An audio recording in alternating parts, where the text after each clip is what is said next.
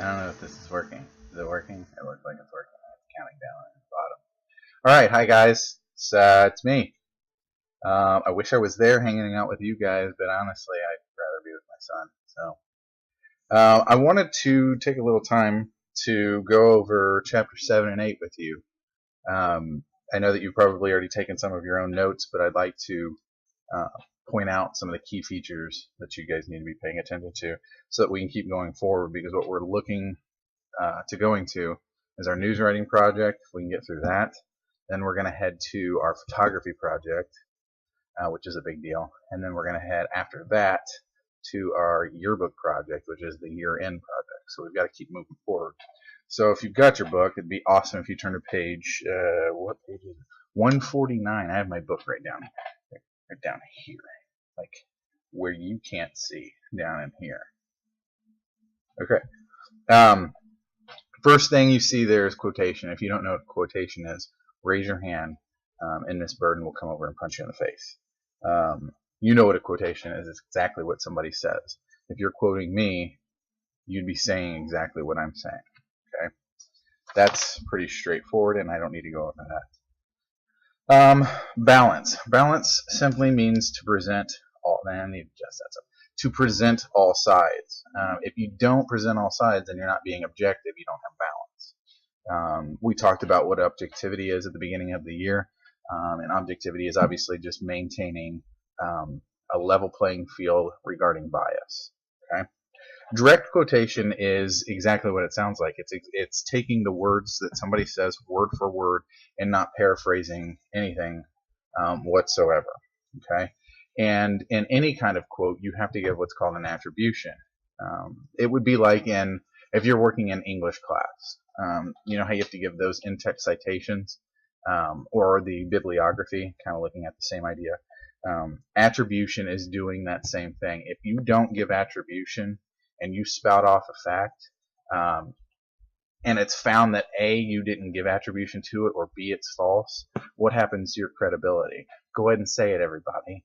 It goes up or down? It goes down. You know that. I kind of like this record. This is kind of neat. I just got out of the shower, so my hair is all like, weird. I feel like a teenage girl. So that's attribution. Turn to page 152.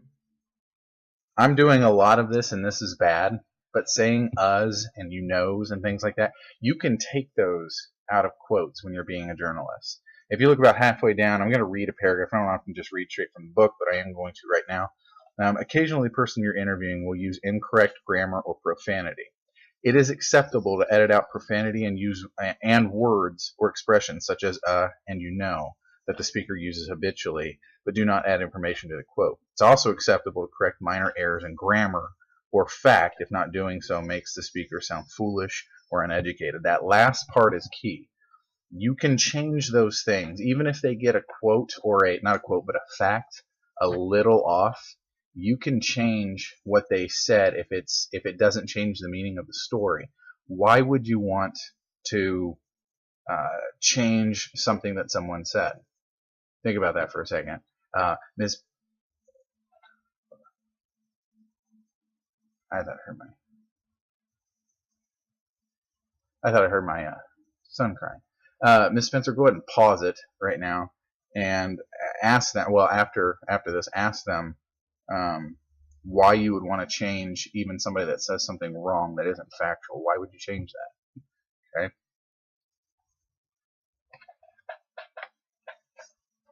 Unpause. Okay. Hi. Why is looking at me like an idiot? The reason you would want to be able to change those things is if they misspoke and they got a number off, or they said the street name of where something happened wrong. If we publish that with that wrong information that they said, what we could end up doing is losing that source, and I hope that's what you guys came to as far as a conclusion goes. If you lose your source, what's going to happen to you, your relationship with that source and with other sources, if it gets out that you're making your the people you're interviewing look bad, you're not going to be able to use them as a source. So it's pretty important. Okay. So, that being said, let's jump over to page 153 and look at paraphrase. You know what paraphrase is. It's to take a quote and put it into your own words. Do you still have to give attribution if you paraphrase something? That's a question for you. Think about it for a second. What should you do? Yeah, you need to give it attribution. Okay, you still have to give any information that you didn't come up with.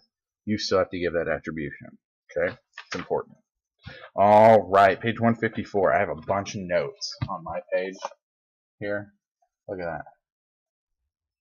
You can even pause that and take those notes down if you guys want. Those are important notes.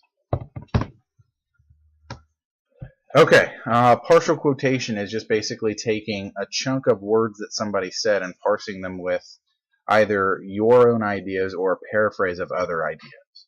Okay, that's a partial quotation. It is a lot like a fragmentary quotation, but a fragmentary quotation is literally just cherry picking words that someone said. And you can't see what my hands were just doing. I was going like this, like I was cherry picking, like that. I was taking cherries and I was picking them.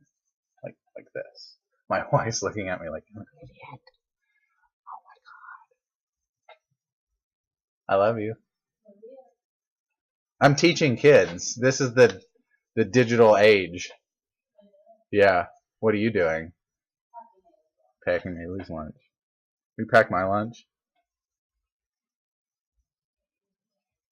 I have to mow tomorrow. So that a fragmentary quote, as it says right there, I just went over it. It's taking single words out. Okay. So take a look at the page, top of page 154. Jones said he was displeased with the proposed plan because it was excruciatingly long, drawn out, and expensive. Is that a partial quotation or a fragmentary quotation? I'll let you decide for a few seconds. Pause the video and press play when you're ready. It was a partial quotation, okay? Because we're using a chunk of words. If you look from excruciatingly to expensive, you've got a chunk, all right? Now, the way that we do a fragmentary quote is look down toward the bottom there. Slingsby said the movie was awesome, that the sound effects were cool, and that anyone who missed the show is stupid and regret it for the rest of his life. All right, you've got fragmentary and partial quotes in that sentence, in that paraphrase, essentially. Okay, you've got your awesome, you've got cool, you've got stupid, and then you have the partial quotation, which is the regret it for the rest of his life. Okay, so that's fragmentary. We use them to interject some of what another person thinks. If we're wanting to get some bias through, not your bias, you want to keep your bias out, but if you want their bias in, fragmentary quotes and partial quotes are a good way to do that. Okay. Now I will say in one of the notes that I have up at the top, there is no comma before the partial quotation. There is no comma before the fragmentary quote. All right. In journalism, we don't have to put that comma there. Because it would ruin the flow of what's being said. We're parsing two ideas together, and we're doing that in a different way journalistically. We abide by what's called APA style. Your English teacher, I included if I have you for English, we teach you MLA, which doesn't really abide by this set of standards. Okay. So why would we want to use partial and fragmentary quotes? It's all about getting an opinion through. Okay, soundbite on page 155 is exactly what it sounds like. It's a soundbite. It's audio. It's it can be used in like a news conference that you would watch on TV. It could be used in something that you would hear on the radio. If you remember what that is, you might know podcasts. Hi, Maylee. You want to come over here and say hi? Come here. Come here. We're making a video. Who? You and me? No, I'm teaching right now, and I'm going to upload this to my classroom, and they're going to watch it tomorrow. You say hi? I'll do it for you. Hi! I'm a puppet! I'm a puppet! Alright, you go do what you're doing. I've got to finish doing this. I love you. Okay, so that is soundbite. Jump onto page 156 and look at your beat. Number 1. What did you just have? She just got something sticky on me. It looks and feels like lettuce. Or a booger. Oh, that's what it was. It was banana booger. Okay, so your beat number 1. Decide whether each of the following quotations should be printed as quotations or paraphrases. Rewrite those you think that should be paraphrases. What I want you to do is in groups of 2, 3 max, I want you to get together and work through those. Okay? I want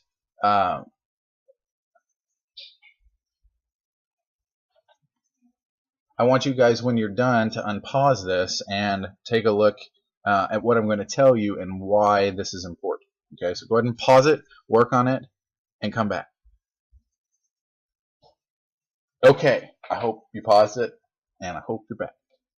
All right, so letter A, the population has grown from 100,000 to almost 250,000 in just 10 years, the mayor said. Would we do a partial quotation or a fragmentary quotation? What do you think? I'm sorry, I messed those directions up. Would we be doing these as quotations or paraphrases? The key here is we've got to ask ourselves, is there any opinion being spewed out in these quotations? If there's opinion, you want to use the direct quotation. You don't want to paraphrase. If there's no opinion, then paraphrase it and get rid of a lot of the words, because you want it to be as easily understood as possible. And if it's super, super wordy, it's not going to be as easy to understand. Okay? So, are we paraphrasing or are we quoting? Is there any opinion in letter A? Well, the answer is we're going to paraphrase. It's just straight fact. Okay? I don't know how you would have paraphrased that. I'm not there. I can't hear you. You can mail me your responses. My address, no, I'm just kidding. Don't mail me anything. This year's, let's go to B. This year's team is the best tennis team that this school has ever seen, and I think we have what it takes to win at state, Junior Andrea Wood said. I've got to hurry because I've only got 15 minutes on YouTube to upload this. But it only gives me 15 minutes, so I'm going to have to break these into chunks. This will be part 1. Okay. This year's team is the best tennis team. Okay, there we see a word that indicates some form of opinion. What is that word that indicates opinion? I'm asking you. What is that word? It's the idea that this is the best tennis team that the school has ever seen. Is it really the best tennis team the school's ever seen? Nobody really knows. You can't quantify it. I mean, you can by scores and by win percentages and things like that. But you can't really say that this is the best blah, blah, blah ever. Okay? So, knowing that, would we quote it or would we paraphrase it? The answer is quote. Okay. Letter C, the boys' team has 6 returning lettermen, including 3 seniors, Coach Quentin Kidd said. Are there any indications of opinion there? No. So what does that tell us? It needs to be paraphrased. Okay, we can paraphrase that. Letter D, Superintendent Joe Johnson said, we will observe the birthday of Martin Luther King Jr. on January 16th with a special assembly at 2 p.m. Is that straight fact, or is there any opinion there? Well, obviously, there's no words in there that indicate any form of opinion. It's straight fact. So, knowing that, the answer has to be you're doing a paraphrase there. Okay? All right, I'm going to go ahead and stop the video and upload this and send you guys another couple of videos that I want you to work through.